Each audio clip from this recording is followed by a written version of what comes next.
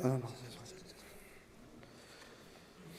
الله الرحمن الرحيم اللهم صل على سيدنا محمد وعلى آل محمد كما صليت على إبراهيم وعلى آل إبراهيم إنك حميد مجيد وبارك على محمد وعلى آل محمد كما باركت على إبراهيم وعلى آل إبراهيم إنك حميد مجيد.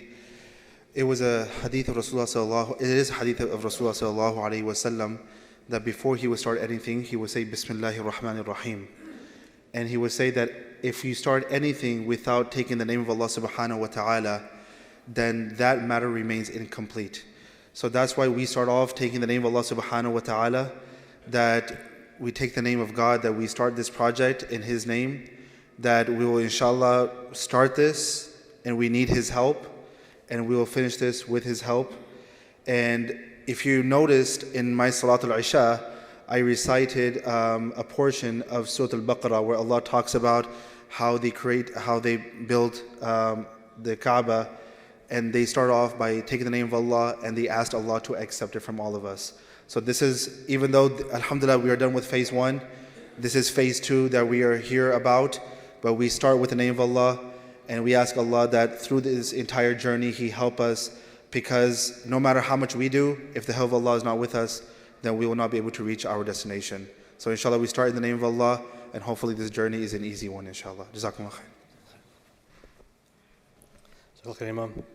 So, as discussed in the previous meetings, we are very, very excited to build our next phase of our masjid, where we'll be adding a multi-purpose hall, a gymnasium, hopefully a fitness center, locker rooms, youth lounges.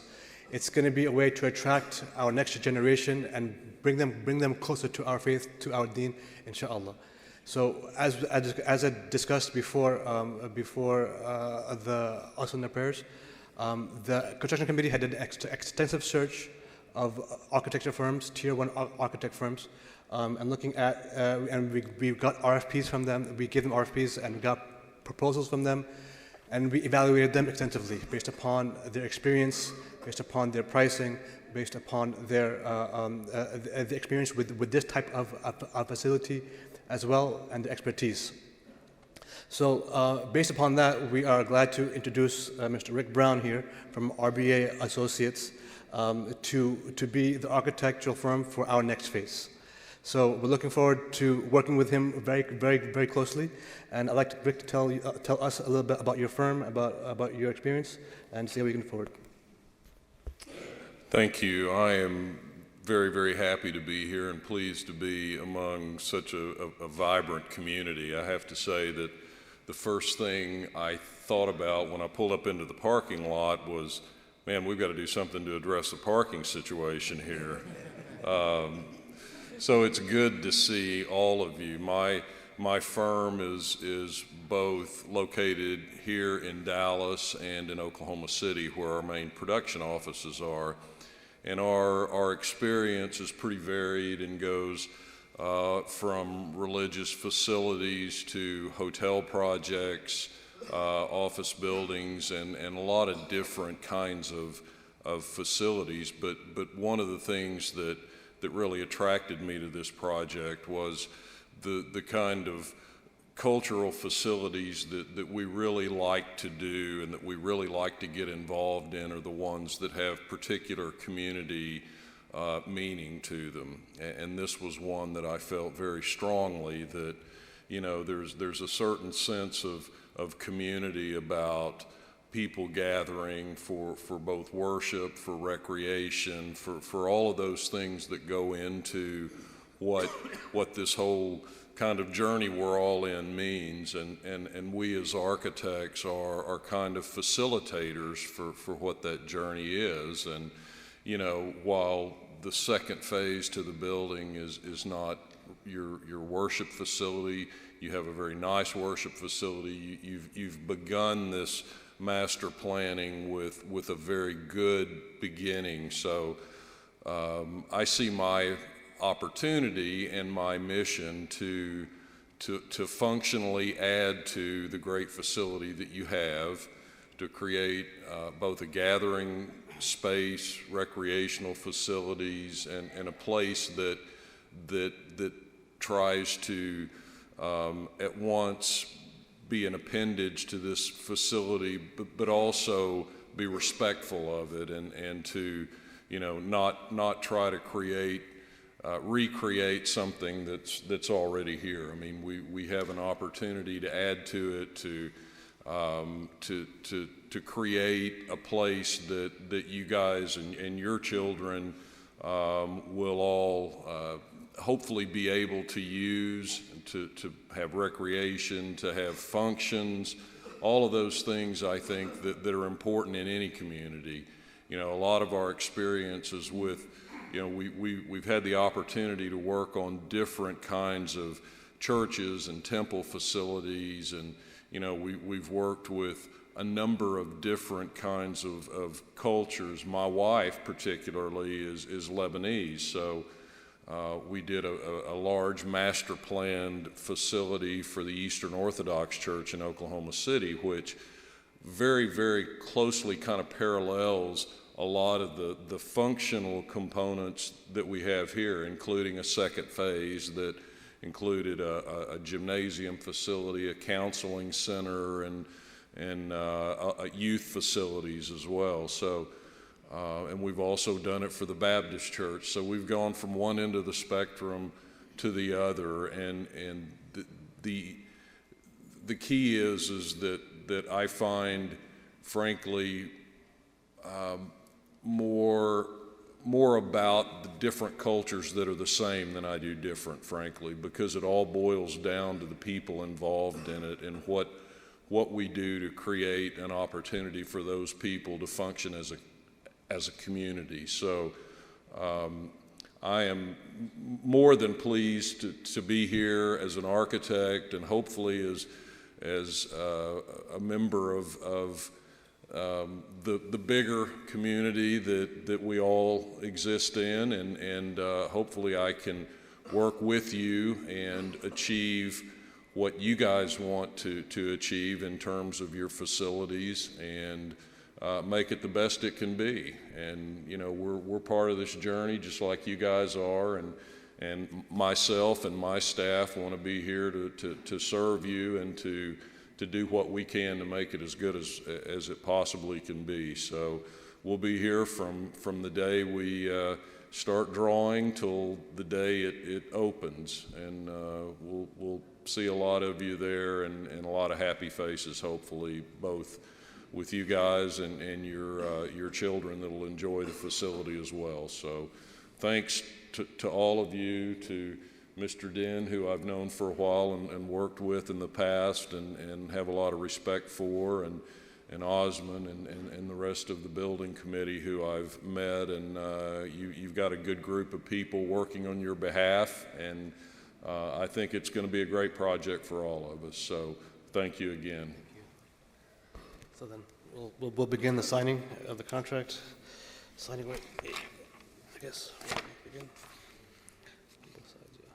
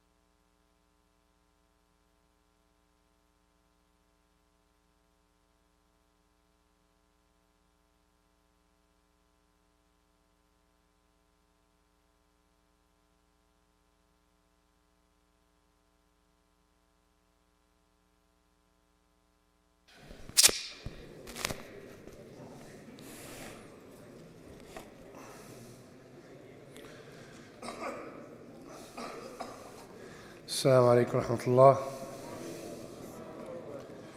Should we leave it till next week or? Everybody left already. It's okay, we can do it quickly inshallah ta'ala. Bismillah, alhamdulillah, wassalatu wassalamu ala rasulillah. اللهم علمنا ما ينفعنا وانفعنا بما علمتنا وزدنا علما يا أرحم الراحمين. I ask Allah subhanahu wa ta'ala teach us what benefit us from what He taught us, and increase us in knowledge. Ameen ya Rabbil Alameen. So inshallah ta'ala with another story from the Quran, and as we mentioned, ya ikhwan, the stories of the Quran are extremely important as a lesson to learn from, because these stories are mentioned by Allah subhanahu wa ta'ala Himself. So they have to be extremely special. And you want to put the thing on the screen?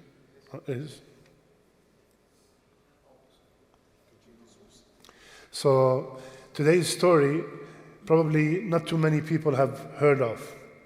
It is the story of, okay?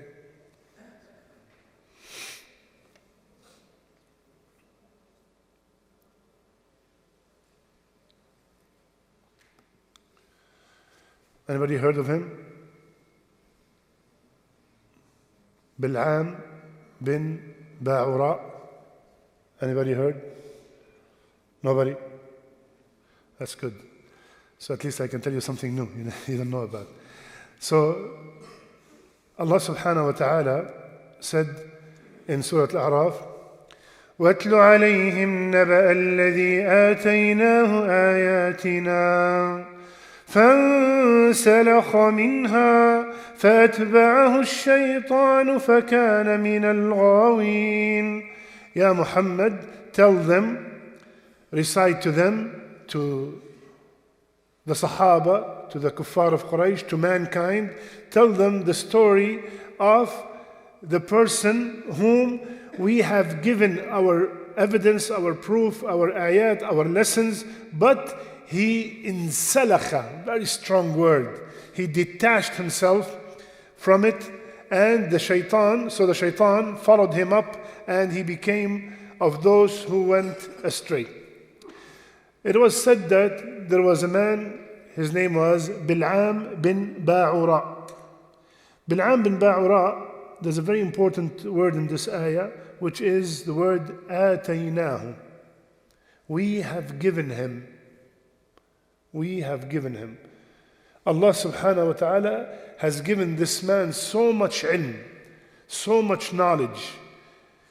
It was said, when I was giving this class in New York, usually all my students are taking notes.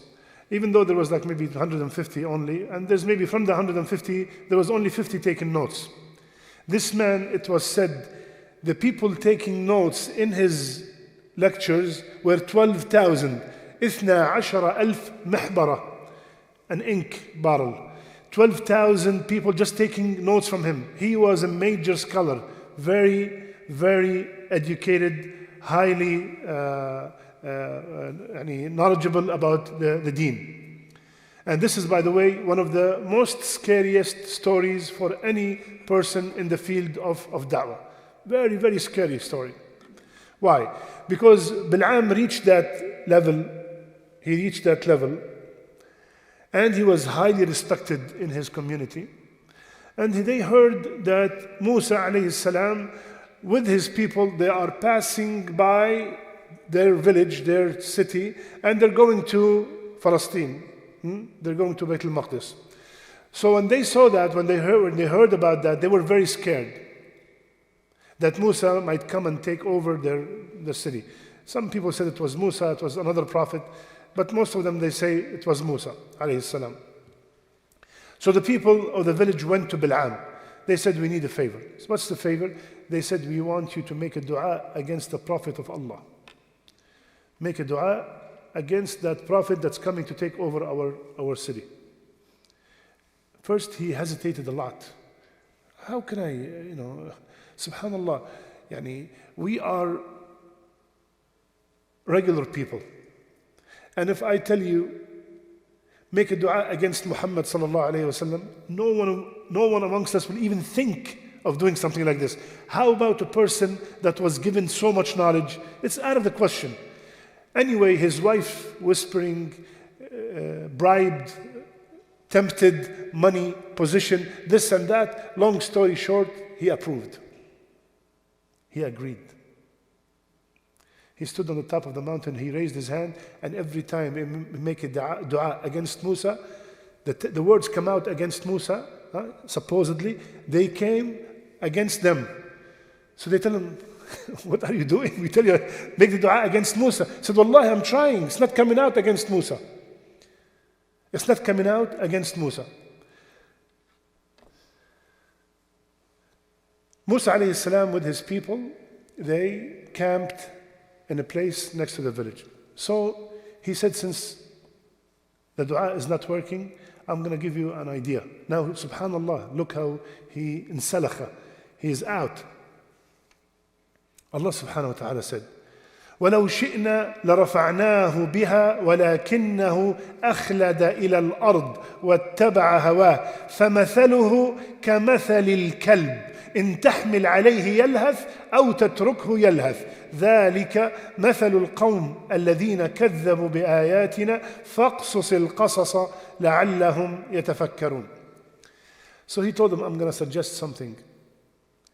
He said, you send your most beautiful woman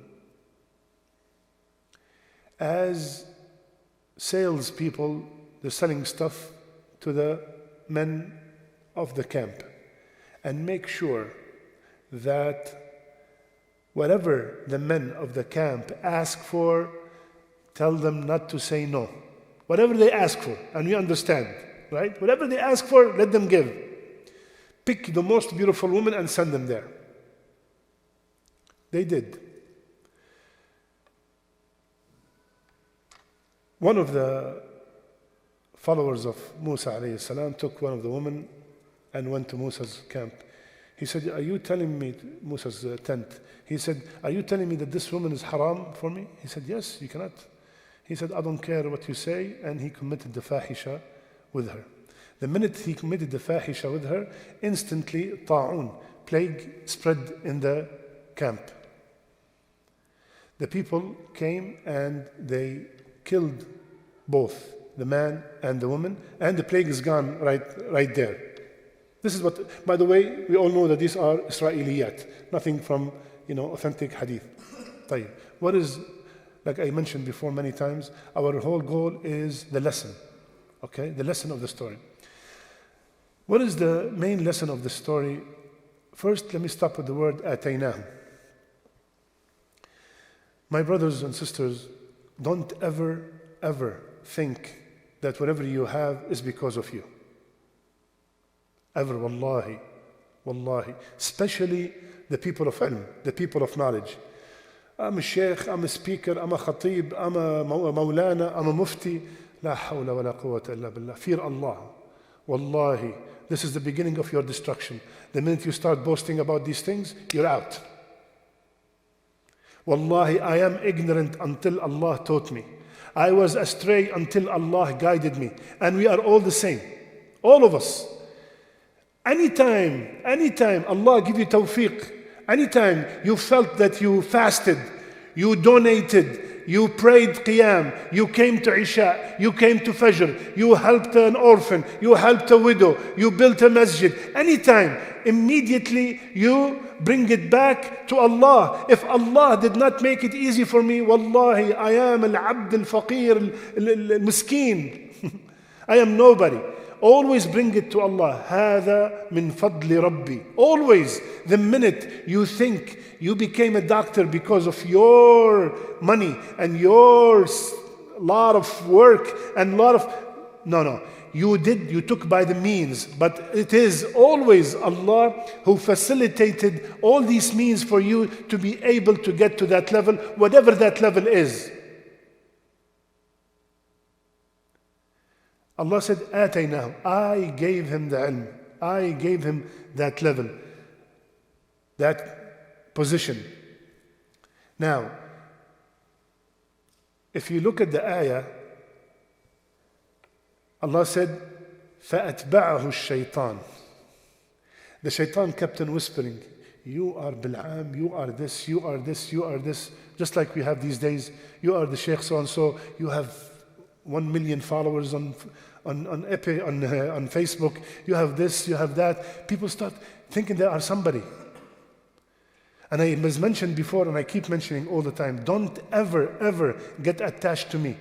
I'm a human being just like you. Get attached to my message. Get attached to my message, to the message I'm giving. I'm a human being. Don't get attached to a person, and then if that person commit a sin, something wrong happened to him, if he did it, who am I not to do it? Don't ever. Always take the message. People, كل ابن آدم خطاء. Every son of Adam commits sins. Every son of Adam. And the shuyukh, the speakers, the maulana, the muftis are all from the son of Adam. So I get hooked to the message. I take the best of what this man have. Okay? So, shaitan kept on following him until he went, Sara asbaha min al-ghawin. He became from the ones who ghawa. He became from the ones who went astray. طيب, quickly, what are some of the lessons? The first one we just discussed, don't be boastful of your knowledge and piety. Ask any sheikh, tell him what is the most scariest hadith you've ever heard. What will he tell you? Oh, I forgot the chocolate. Where is the chocolate? What is the most scariest hadith? Jum'ah. Anybody? Yeah, you know? Allah barik feek. Wallahi, you deserve a chocolate for this. Here you go. And Abu Ali also. Rasulullah ﷺ said the first people that will be going to hell. It's not a Jew, it's not an idol worshipper, it's not a Christian, it's not a... No. It is a hafiz of the Quran. It is a shaheed. It is a person who donated all his money. That's the first 3 people. Why? Allah knows. I can fool you, tell you I got all this knowledge to teach you, to spread the deen. But Allah knows if I'm fooling you. Allah knows what's in my heart. I want to be called Ustadh. I want to be called this. I want to be, every time I walk in, hey, assalamu alaikum, welcome, come in. Allah knows what's inside. You know? So, Allah, they said, why did you go and memorize the Quran or you became an alim? Ya Allah, just to spread your deen. He said, no. You did it so they could call you alim, sheikh, this, that. That's why you did it. And it was done. It was said about you. Go to hell. Why did you die as a shaheed? Ya Allah, to make your word the highest. لِعْلَاء كَلِمَةِ اللَّهِ. No. You did it so you could be, they call you shuja', very brave. And it was done. Go to hell. Why did you give the money? Ya Allah, I want to spend in your cause. I built masajid. I did only for your cause. No, you did it. Just so they could say, oh, he is so kareem. He is so generous. Be careful in the fundraising. Why are you raising your hand? Be very careful. Who cares who sees you? If that 5,000, 10,000 was going to be given, give it silently. If you fear, if your real intention is to encourage others, that's a different story. But wallahi, that needs men. That needs real believers to be able to keep purifying their intention. Yeah, I'm really doing it to encourage others. If that's the case, Bismillah. So, second, avoid situations which threatens your faith. What does that mean? Anybody can help me? One of the lessons we learned, to avoid situations that threatens your iman. Don't put yourself in a situation that you compromise your deen. Very, very simple. Khalas, he said, no, I cannot do a dua against the Prophet. Finish. How could that be justified in any way? He put himself in that situation, and shaitan saw the door opened a little bit, jumped. That's why you have to be very careful. That gray area is very dangerous. The minute you start opening, yallah, it's okay. Shaitan is waiting right there. He's waiting for you to say it's okay. Once he jumps in and makes it beautiful. فَتُصْبِحْ مِنَ الْغَاوِينَ. You will become amongst the people who go astray. Avoid the company of the wicked people. Subhanallah. The wicked people kept on whispering on his head until he took the wrong decision and he was doomed. He was destroyed.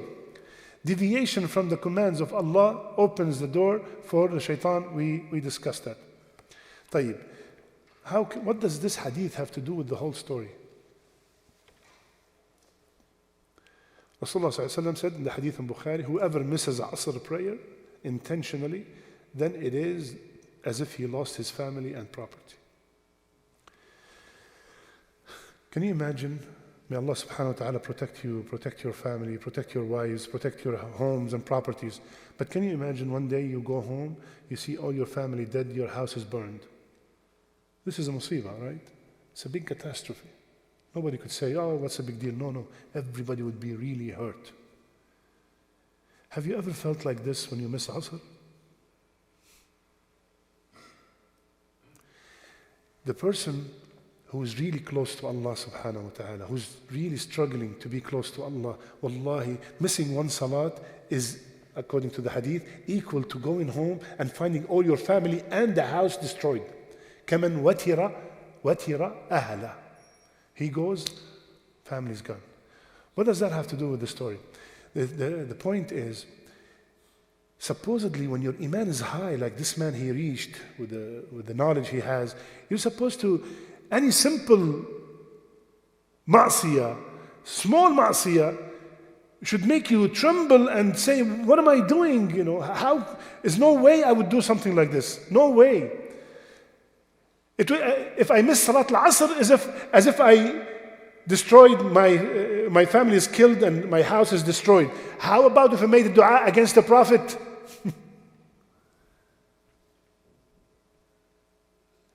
Because the closer you are to Allah, the bigger the weight of the sins will be on yourself. How many times you're driving you're with your family and you look at the watch and it says 5:40 and Maghrib is 5:50 and you haven't prayed Asr. You're panicking. We have to stop. We have to do something. We can't. You feel like you're going to lose your mind because this is you. You are a slave. And the master said, this is the time for salat. So you know that, khalas, I have to stop everything and do what Allah told me to do. One of our shuyukh, he told me, if you ever become a teacher, make sure you use this formula. I told him, what is the formula, ya Sheikh? He said, when people ask you, how did you get there? What did you do? Tell them to start where you have started. What does that mean?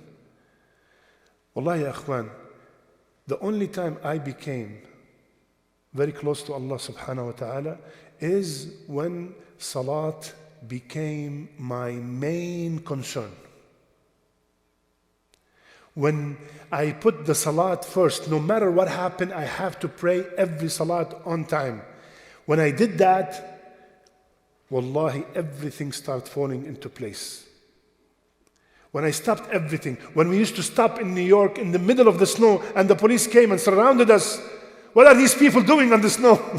In the middle of the highway, 5-6 guys, they're putting their head in the snow. And it was 5:50. I can't, I'm going to miss. We have to do it. When nothing matters except Allah subhanahu wa ta'ala. Especially the salat. If you want your children to be righteous children, from the moment the salat becomes due to them, salat, in a very kind, nice manner. Not force them, if you don't pray you're going to hell, beat them up. No, this never works and it will never work. Nice, kind, loving way, wallahi. You will see your children, bi'idhnillah, the coolness of your eyes. So, another lesson is, إنما الأعمال بخواتيمها. This is very scary. The hadith, there's another hadith that's scary also, is that Rasulullah ﷺ said that the person will do the amal of أهل الجنة حتى لا يبقى بينه وبين الجنة إلا ذراع فيعمل بعمل أهل النار فيدخل النار. Allahu Akbar. He will be doing all his life the amal of Ahl al-Jannah, and there's only 1 yard between him and Jannah. He will start doing the amal of Ahl al-Nar, he will go to hell. And there's a person who's doing amal Ahl al-Nar all his life. And then there's 1 yard between him and the Jannah. He starts doing the amal of Ahl al-Jannah, he will go to Jannah. Now the ulama said, Allah subhanahu wa ta'ala will never disappoint or humiliate someone who dedicated his life to the deen. So how can we apply that in the hadith? He said, the ulama said, he was doing the amal of Ahl al-Jannah riya, showing off. Look at me. I pray Fajr in Jama'ah. Look at me. I donated. Look at me. To you, to me, it looks like this man is doing the amal of Ahl al-Jannah. But to the alim al-ghayb wa shahada, to the one who could see the heart, يعلم السر وأخفى, he knows that it's all fake. It's all fake. So we go back to the main point. If I want my last deeds to be my good deeds, I have to increase the good deeds. You see your presence here in the masjid. Wallahi ya akhwan, subhanallah. Do you know you are in the best place on earth? Sah or no? You are in the best place on earth, in the best night of the week. Sah. Rasulullah sallallahu alaihi wasallam said, أفضل بقاع الأرض مساجد. The best places on earth are the houses of Allah. And the best day of the week is Jumu'ah.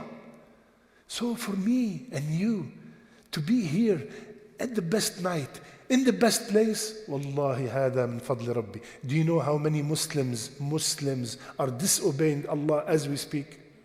May Allah guide us all and guide them. Ameen ya Rabbil Alameen. But Allah chose me and you to be in this environment, surrounded by the angels bi'idhnillah. So this is a ni'mah, ya akhwan. Please open your ears for this last statement.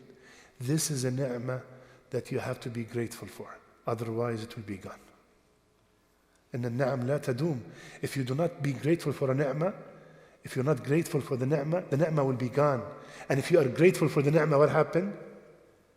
وَلَئِن شَكَرْتُمْ لَأَزِيدَنَّكُمْ.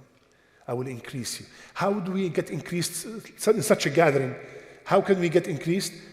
For example, the thing we learned will apply. Some people will take this and khalas, they would change their life. Some people, alhamdulillah, it was a nice lecture. Some people, he's sitting with us maybe just by body. But there are some people who Allah subhanahu wa ta'ala, وَيَزِيدُ اللَّهُ الَّذِينَ اهْتَدَوْا هُدًى. Allah will increase the people who are guided, more guidance. May Allah make us among them, inshallah. So, al-a'mal bil-khawatim, Rasulullah sallallahu alayhi wa sallam. A'mal are judged by the way they end. So for me to increase the possibility of having a good end, I will be going to the masjid, coming from the masjid, attending a lecture, going to Jumu'ah, helping this, visiting the sick, going to a funeral, serving my family is a ibadah. Taking my family out and having fun together as a family in a halal manner is a ibadah. All I'm thinking about is how to please Allah through different channels. So I'm increasing the possibility of dying with a good end. So ya akhwan, from this lesson we heard this dua that probably I repeated a million times. Please, this dua, keep saying it all the time. Keep repeating it for yourself, for your children. Ya muqallib al-qulub, thabbit qalbi ala dinik. Bilaam thought he's the biggest scholar, and I'm the biggest scholar, I'm this and that, subhanallah. But he messed up his deen. He used the fitna of nisa, and he sent it to the camp, and subhanallah, his heart did not die on the deen. So, Ya muqallib al-qulub, thabbit qalbi ala dinik. Ya muqallib al-qulub, thabbit qulub awladi ala dinik. Ya muqallib al-qulub, thabbit qulub dhurriyati ala dinik. My whole offspring, Ya Allah, keep them on this deen. Always make this dua, ya akhwan. Always make this dua. Always make this dua, especially for our children that are surrounded 24/7 by haram. May Allah subhanahu wa ta'ala protect them. May Allah protect our wives and our mothers and our fathers. May Allah subhanahu wa ta'ala strengthen our iman and increase our love to one another. Jazakumullah khair. Wa barakallahu feekum. Wassalamu alaikum wa rahmatullahi wa barakatuh.